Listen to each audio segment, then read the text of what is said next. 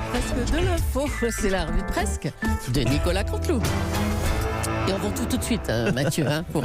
Oui, ma chère Julie. Bonjour à tous. Bon, bienvenue sur Europe 1. C'est la revue de presque ce matin. Sachez que dès lundi, chers auditeurs, dès lundi, vous pourrez retrouver la revue de presque avec une nouvelle imitatrice, Sonia Mabrouk. Sonia qui nous a imité ce matin un speaker de la chambre anglaise et puis après Dalida. Bon, ça fait un peu juste au niveau des voix, de deux voix, mais c'est déjà un bon début. Et puis l'actu du jour, c'est la fusion. La fusion entre Peugeot et Fiat. Voilà une fusion entre, par exemple, des Fiat Panda et des Peugeot 205. Ça fait déjà rêver. C'est un peu comme un duo Francky Vincent et Herbert Léonard. On peut pas dire que ça envoie vraiment du linge. On aurait préféré une fusion entre Peugeot et Ferrari, tout vous dire, parce que dans Ferrari, il y a quand même 3 R et ça fait ça aurait fait des 308 contre la gueule. À vous, Julie. Merci, Mathieu. Allez, on va faire un petit point météo maintenant avec Laurent Cabrol. Oula.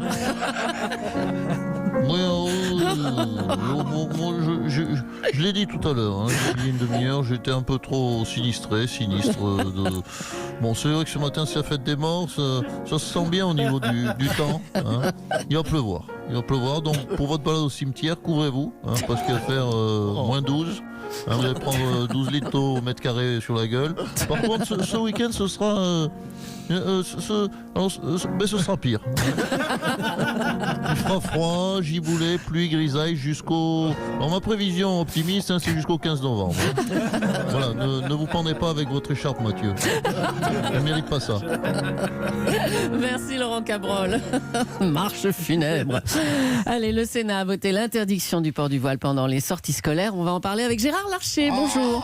Bonjour Madame Julie. Bonjour Béliard. Et toute l'équipe. Écoutez, à titre personnel, je n'aurais pas voté cette loi. Même si, comme beaucoup de gens, je ne comprends pas toujours la philosophie de l'islam, qui c'est pratique. Je respecte l'islam, enfin, c'est suspect. Hein, une religion qui veut interdire le saucisson, les pieds de porc et le pinard. Vous êtes d'accord avec moi, Cabrol? Enfin, cette loi a quand même été votée, hein, ça, on peut rien dire. Tout à fait, un élu du Front National agresse une femme voilée pendant une sortie scolaire. Et qu'est-ce qu'on fait? On interdit le voile pendant les sorties scolaires. Hein, plus de problème. D'ailleurs, après l'affaire de l'incendie de la mosquée de Bayonne, des sénateurs ont proposé, pour éviter que ça se reproduise, qu'on interdise les mosquées, carrément. Oui. Donc si on va par là, si un jour un barbu se fait agresser, on interdira les barbes, c'est ça? Aussi, oui. Hein, c'est malin, chaque problème est une solution. Madame Julie, si quelqu'un s'en prend à vous un jour, soyez tranquille, on va interdire les pendules. Tout est pensé. Bon, merci Monsieur Larcher. Emmanuel Macron est à la une de Valeurs Actuelles, un choix qui interroge, car l'hebdomadaire est vraiment à la droite de la droite. Bonjour Monsieur le Président. Oui, bonjour à toutes et à tous, à celles et ceux qui nous écoutent. Alors dans cet entretien, vous parlez islam et immigration aussi.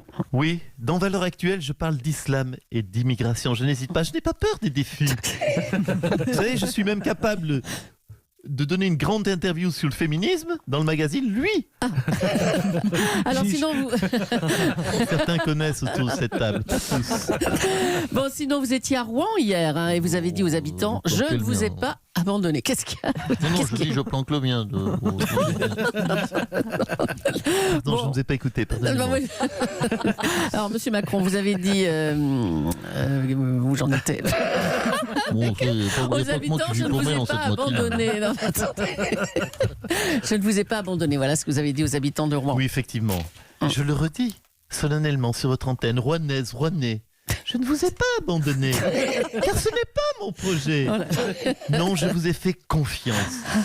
Je vous ai tellement fait confiance que je vous ai laissé la chance de vous débrouiller seul pendant un mois. Vous savez, comme dans Koh-Lanta. Alors, j'aurais pu venir avec des solutions, mais où aurait été le plaisir de l'aventure? Cette explosion, il fallait la voir comme, oui, j'ose le dire, comme une chance pour votre ville. J'ai voulu vous faire de vous et prendre conscience que vous êtes des winners, des gagnants. Non, ne me dites pas merci. Non, mais franchement, vous auriez pu venir plus tôt quand même. Hein. Les habitants ne pouvaient pas se débrouiller comme ça, tout seuls, éternellement. Oui, je suis d'accord avec vous. Vu le résultat, effectivement, ils n'ont pas pu. Voilà. Ouais. Alors moi, qu'est-ce que je ferais? Moi, je raserais toute la ville. Et puis, quelque part, c'est une chance, c'est Halloween. Donc, certains enfants ont 2 têtes. Mais ça leur fera un joli costume, c'est super. Oh, écoutez, vous avez dit que vous les organiserez. Vous avez avez dit que vous Certains organiserez... font vraiment peur. Mathieu est mort de rire. Hein. Alors, vous avez dit que vous organiserez un événement majeur en 2020 à Rouen pour montrer à quel point la ville est belle. Alors, qu'est-ce que sera cet événement? Je ça m'y sera engage. Alors, je ne devais pas le révéler, mais j'aime votre antenne. Donc, je vais vous offrir un scoop. C'est un grand concert de Maître Gims et de Aya Nakamura. Parce que si le site est vraiment dangereux, pardonnez-moi, et qu'ils attrapent des nodules sur les cordes vocales, c'est mieux d'envoyer des artistes que personne ne regrettera plus tard. Oh là là là là. Oh, je crois qu'on va vous laisser là. Allez, merci Monsieur le Président et bonne journée. Éric Ciotti a réagi justement à cette interview d'Emmanuel Macron à Valeurs Actuelles. Il a dit que le Président se retrouvait à commenter sa propre inaction. Tout à fait. Bonjour Éric Ciotti. Oui, le gouvernement... C'est ce que vous dites tout le temps, non? Je suis là. Voilà. Non, mais je voyais que tout le monde cherchait autour de lui où était ma présence. Je suis là. Donc le gouvernement ne fait rien, Mme Julie. Bonjour à tous. Oui, je l'ai dit, le gouvernement ne fait... Emmanuel Macron commente sa propre inaction. Alors moi, utilement, je commente l'inaction de celui qui commente l'inaction. Vous savez, tout ça est très concomitant. Alors vous dites que le président a de bonnes idées, mais qu'il ne va pas assez loin, pas assez ferme sur le port du voile, pas assez d'étrangers expulsés. Pourtant, beaucoup disent qu'il y a une dérive droitière dans le pays en ce moment. Non, mais franchement, une dérive à droite, soyons sérieux. Les cheminots font griller des saucisses tranquilles depuis 10 jours. Télérama est toujours en kiosque. Les lesbiennes à moustache peuvent adopter. Zaz vend encore des disques. Et le pays est à droite. Ne me vous plaisantez. Pardon, mais enfin, on ne peut pas parler de dérive droitière. J'ai plutôt l'impression que ce pays est dirigé par Monsieur Noah. Yannick Noah? Vous en connaissez d'autres?